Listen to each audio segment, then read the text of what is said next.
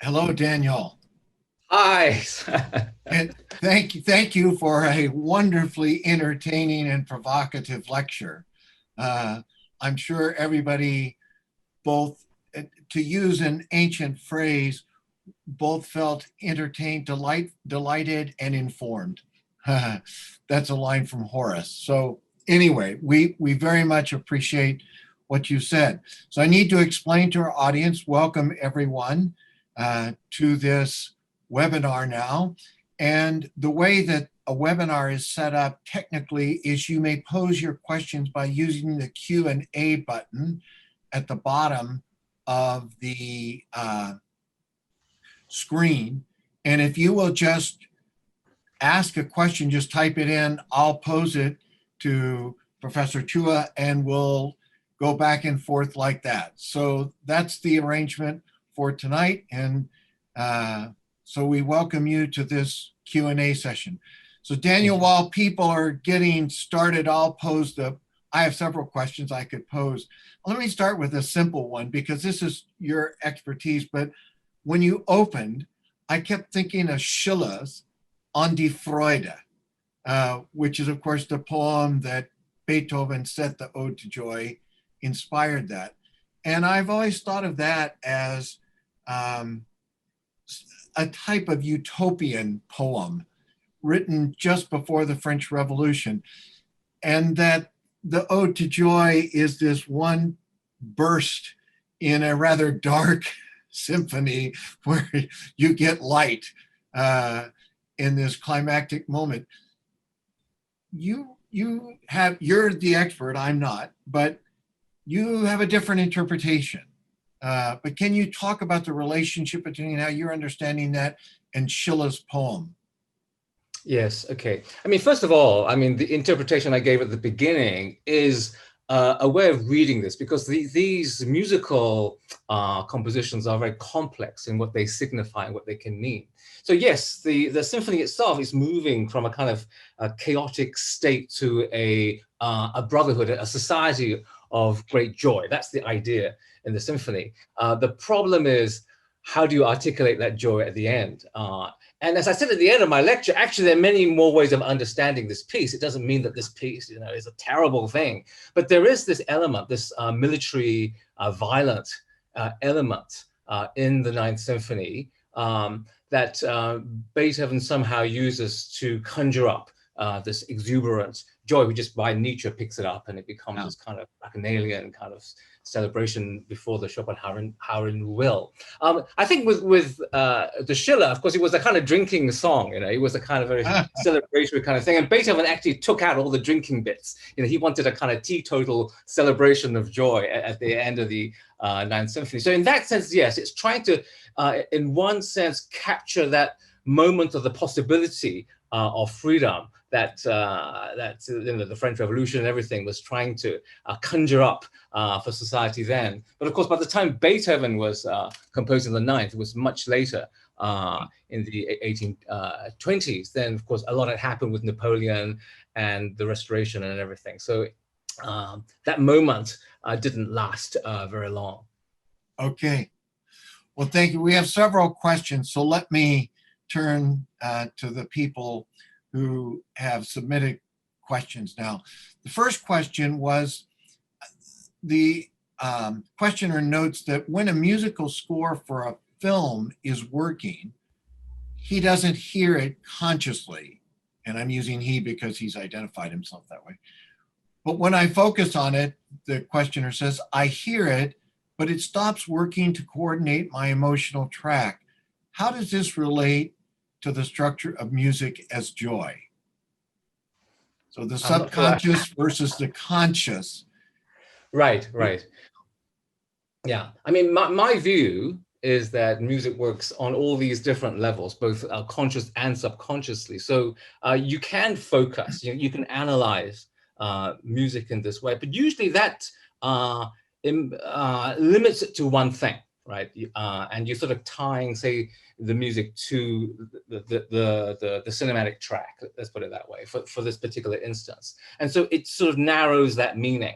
Now, if this is a purely instrumental piece of music, then there's a kind of, I don't know whether it's unconscious, but there's a greater realm, right? The realm where I'm talking about music being very generative in its meaning, a realm in which it's a very open form. And you could, I suppose, pose as a kind of unconscious, or a way in which you can be in music and be in time without having to do all this kind of cogitation and thinking and narrowing of it to say, oh, what exactly does it mean?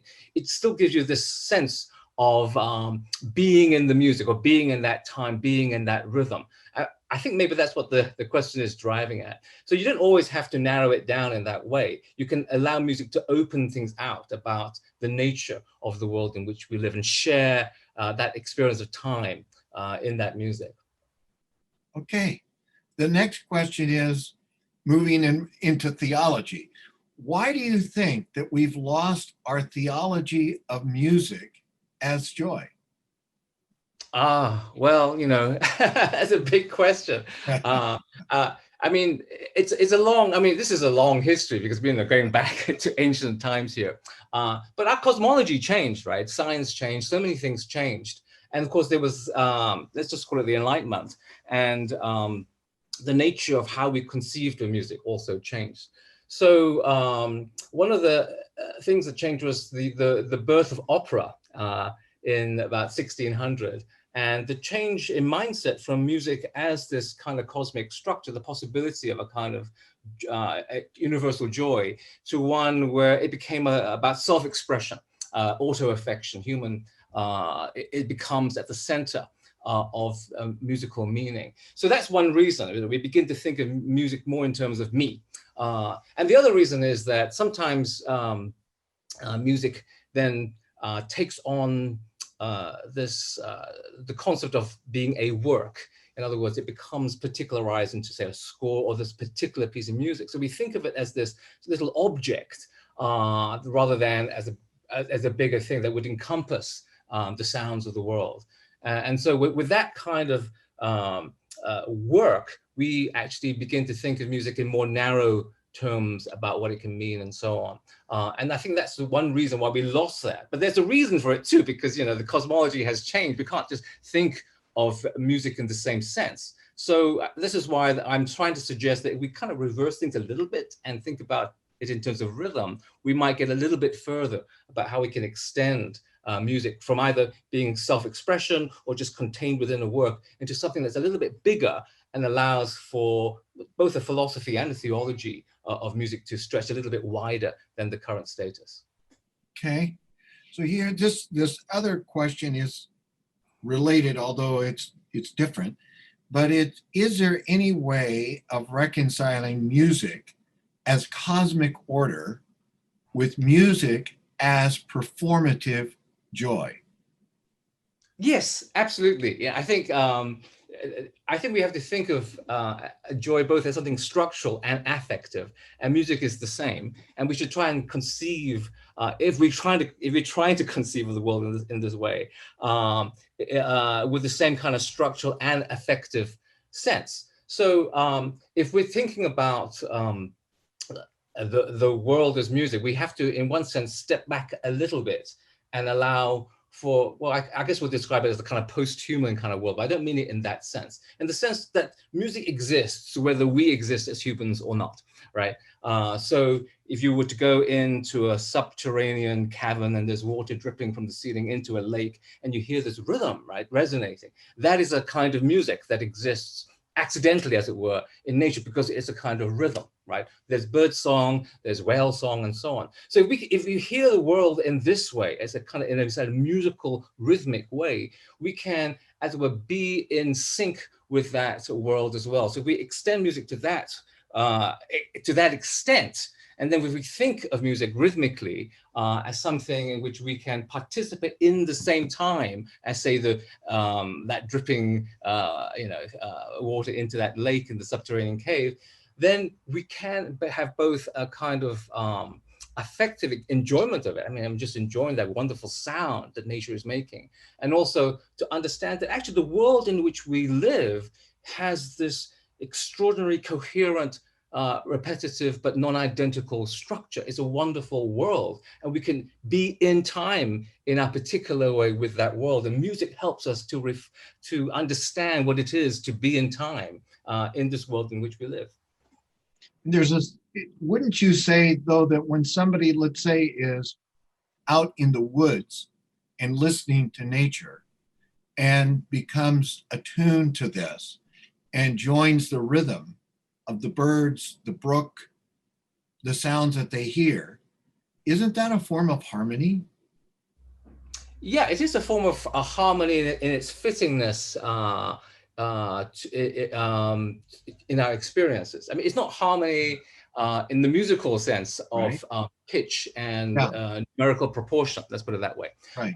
And so it's a harmony in that we are in sync, right? We are able somehow to be in time with the brook or with the birds singing in the trees, right? And we are able, even as different species, to be able to experience each other harmoniously, in that it kind of fits, but it's a kind of rhythm that we're being in, because it's a temporal experience rather than some kind of proportion, and it's one that is effusive and generative rather than one that is contained and controlled, if you see what I mean. So that's what I mean when it's not really harmonic in the sense of music harmony. You can say it's harmonic in a kind of fittingness, but that would be more kind of using that as an analogy for or a musical metaphor. Okay. The next question is, when you were discussing the Jubileus, what about enslaved people who are forced to engage in labor?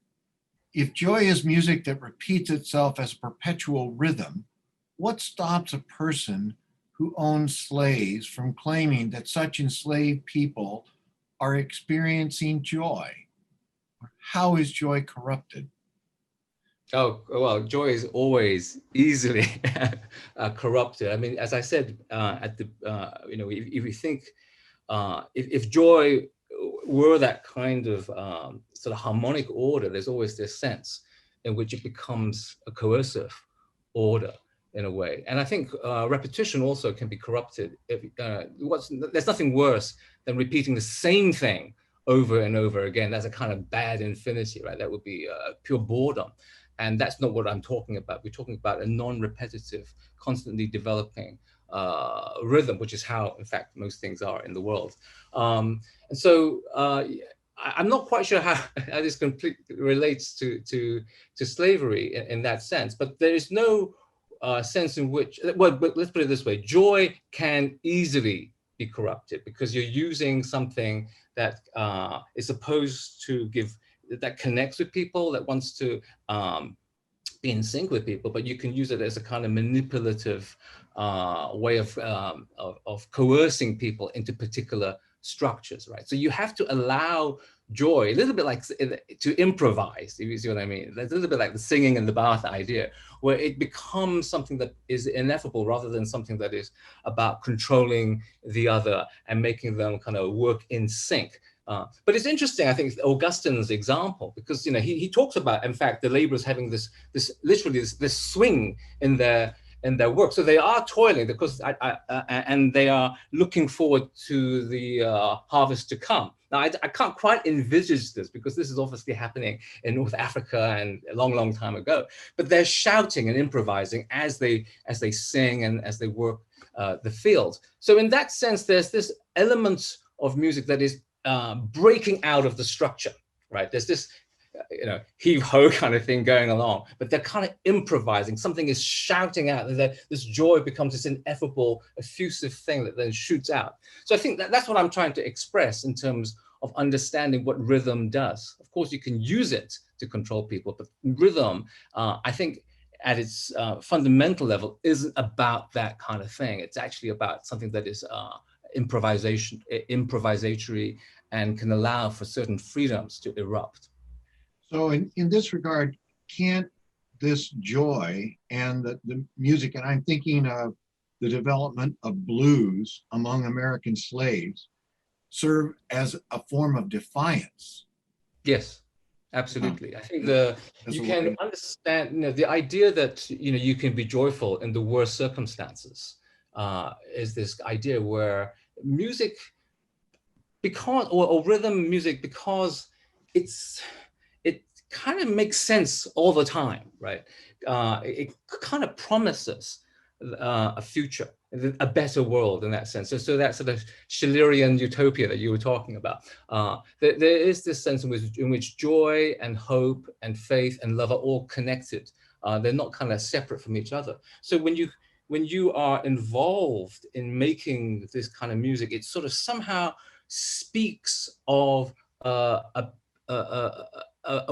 created order that should be better and could be better in some sense. So I think, yeah, absolutely. The spirituals, the blues, that comes out actually of incredible pain. But you can see how that is brought about some amazing music. And that music isn't amazing because of that pain. That's what I'm trying to say. But because there's something joyful about it, not in a kind of happiness sense, but in the sense that there is this hope, there's this faith, there's a looking forward to a kind of freedom in the future. Okay. Well, I'm sure people have a lot more questions. I'd like to ask just a basic musicological question. That is, you've posited that music is at its core rhythm, and not harmony. So many years ago, when I was taking classes in music, I learned that these were basic components. So I don't know, but I'm asking you as an expert, how do you address those who think of harmony and melody and rhythm all as essential components of music? And can you isolate one without the other? So you pitted one over against another in your lecture. Yes, yes.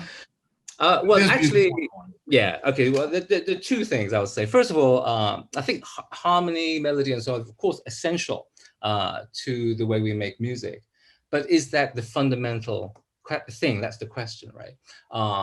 And my answer is that actually, when we study harmony and melody, say in Music 101 class, it's already a little bit complicated.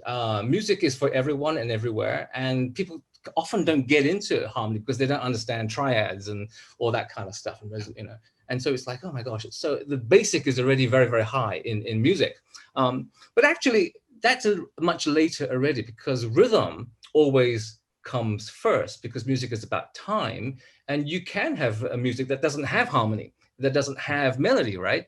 So that's the first point. The second point I would make is that all music is rhythm.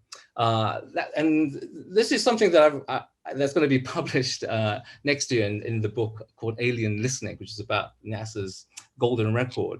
But if you think of music as a kind of sliding scale of rhythm, so pitch is actually just rhythm that you can't hear fast enough as rhythm. So it becomes this kind of sound, but it's still a very coherent sound, right? Form is exactly the same thing. We can't hear a rhythm that takes several seconds. Say if there's one beat in bar one and another beat, 15 or 30 seconds later, you can only hear that as rhythm if you have a formal structure to make that happen. So in that sense, everything in music is rhythm. And then harmony, tonality, melody, that articulates larger rhythmic structures. That's what it does. So in that sense, we have to understand music as fundamentally rhythm. Otherwise, it gets too theoretical too fast. And also, what usually happens is people get lost in all this harmonic stuff and they lose the sense of time. They don't get a sense of timing in music. So that's why I would emphasize that rhythm is a better way for music theory to go, but we haven't really got very far with rhythm yet because we've been fixated with all this pitch stuff, which can be not very attractive to the average person. Well, Daniel, I want to apologize. We cannot serve you a divine meal tonight. I'm so looking forward to that meal. But when you come to Yale next, I will take you out for a very good dinner somewhere. And you delivered on what you promised when we first talked. And you said this would be a creative lecture using multimedia. And it certainly was. It was provocative. we learned something about musicology, at least some of us did. And you also challenge us to think theologically as well. And we're very grateful to you for all the days that you put into making your movie. Thank you so much. It was a pleasure. Thank you very much. So on behalf of all of us, I know everybody is applauding wherever they are and the people who will watch in the future, but thank you. Best wishes to you. Thank you so much. It was a pleasure.